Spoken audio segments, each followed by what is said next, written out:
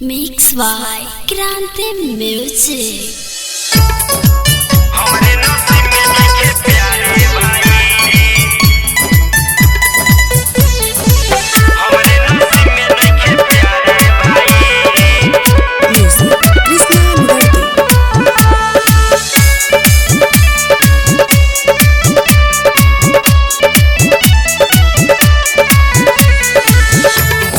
करा के चहले रहनी उहे भइल दूर हो।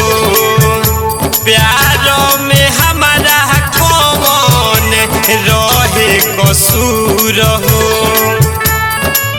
जान जे करा के चहले रहनी उहे भइल दूर हो। प्यार में हमारा रहे कसूर हो। फाटल दिलवा लेके कहाँ जाई, फाटल दिलवा लेके कहाँ जाई, कैसे सही हम जुदाई।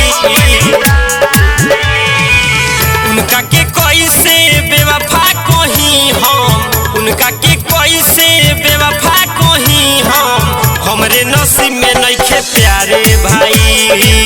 उनका के कैसे बेवफा कहीं हम, हमरे नसीब में नइखे प्यारे भाई। हमरे नसीब में नइखे प्यारे भाई। हमरे नसीब में नइखे प्यारे भाई।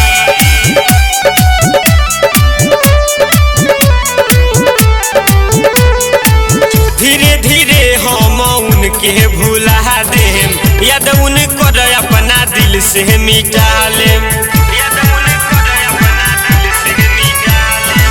धीरे धीरे हम उनके भुला देम, याद उनको अपना दिल से मिटा लेम। दहिया के भोले हम अपना जरा लेम, चाहे हम दिल के ऑपरेशन करा लेम।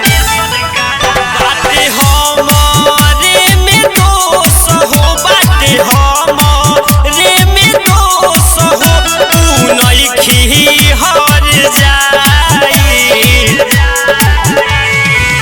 उनका के कैसे बेवफा कहीं हम, उनका के कैसे बेवफा कहीं हम, हमरे नसीब में नइखे प्यारे भाई।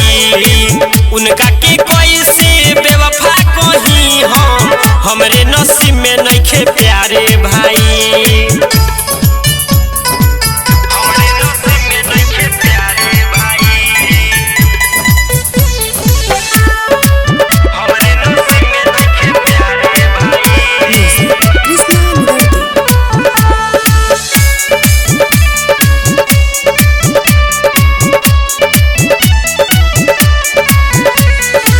केहू से कबो ना दिलवा लगाई, जिंदगी के भले अकेला ही बिताई।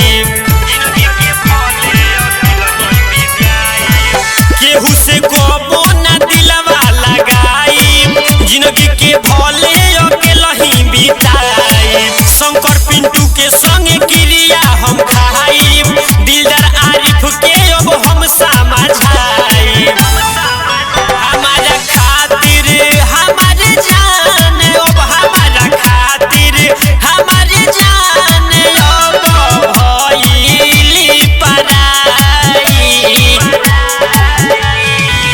उनका के कैसे बेवफा कहीं हम, उनका के कैसे बेवफा कहीं हम, हमरे नसीब में नइखे प्यारे भाई।